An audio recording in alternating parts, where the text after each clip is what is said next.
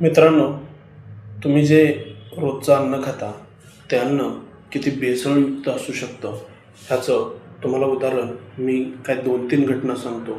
त्यातून तुम्हाला समजून जाईल. मागच्या काही महिन्यापूर्वी तिरुपती बालाजी आहे त्या ठिकाणी जवळजवळ 250 कोटीच्या म्हणजे अ, कितीतरी लाख जे लाडू आहेत ना, ते लाडू 2019 ते 2024पर्यंत हे भेसळयुक्त होते.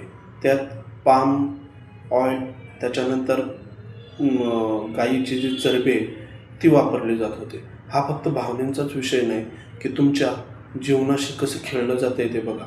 काल परवा अंधेरीमध्ये जे दुधाचे पॅकेट असतात ना, त्या दुधाच्या पॅकेटमध्ये देखील भेसळ करताना एक टोळी आढळून आली आणि पोलिसांनी त्याच्यावर कारवाई केली.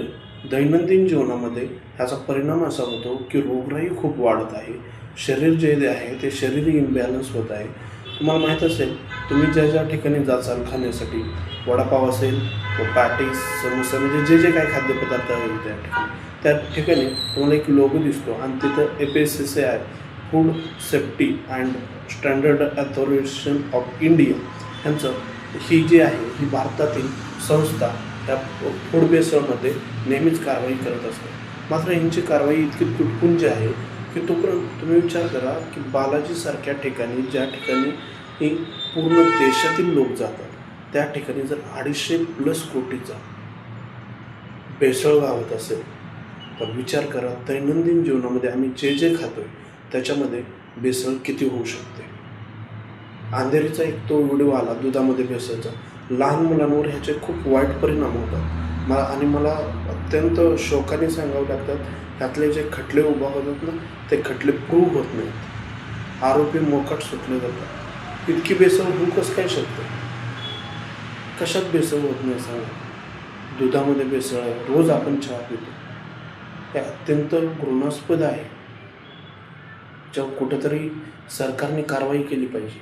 2014 नंतर असं वाटलं होतं की तुम्ही जे जे काही गव्हर्नमेंटचे रूलचे जे उल्लंघन होत आहे, ऑफिसर आहे, सगळं प्रशासनिक बदलेल. मात्र काहीच झालं नाही असं. उलट ते वाढत आहे. त्यांच्यावरला कारवाई कमी होत आहे. याला जिम्मेदार कोण? तुम्ही आम्ही जे लोकप्रतिनिधी सत्तेत बसवतोय ते चांगले बसव. अधिकाऱ्यांवर वचक पाहिजे. तुमचे स्वतःचे जे अधिकार आहेत त्याच्यासाठी लढा.